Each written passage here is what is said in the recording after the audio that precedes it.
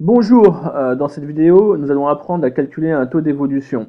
Donc, je vous ai mis la formule au-dessus.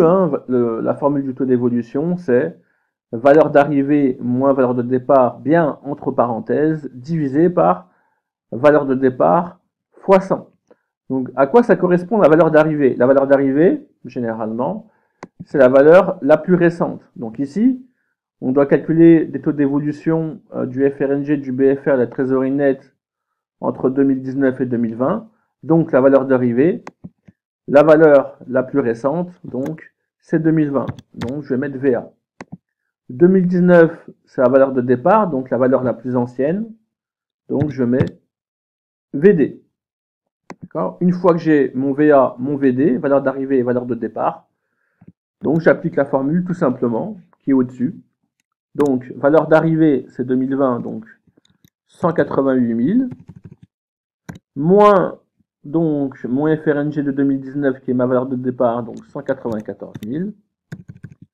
Je ferme bien les parenthèses, divisé par valeur de départ, donc 2019, 194 000, fois 100. Vu que c'est un taux, on n'oublie pas de multiplier par 100, et normalement donc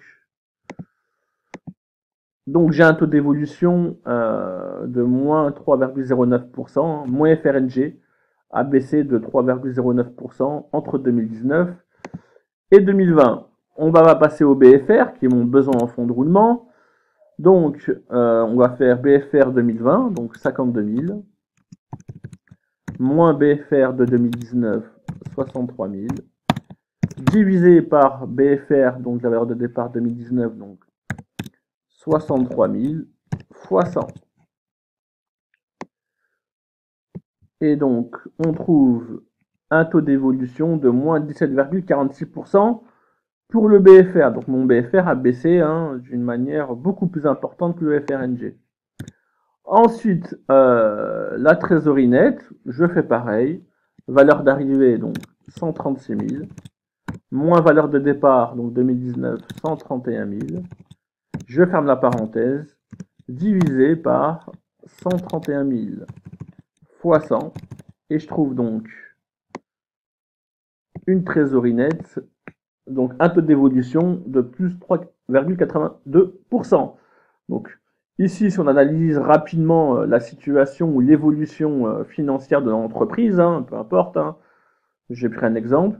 Donc on peut voir que le FRNG a baissé de 3,09% entre 2019 et 2020. Cependant, le BFR, qui a un besoin en fonds de roulement, donc l'argent dont j'ai besoin pour financer mon cycle d'exploitation, lui, a baissé d'une manière beaucoup plus importante, de 17,46%. Donc forcément, si mon besoin a baissé d'une manière beaucoup plus forte que le FRNG, donc ma trésorerie augmente de 3,82%. Je vous remercie et je vous souhaite une bonne journée.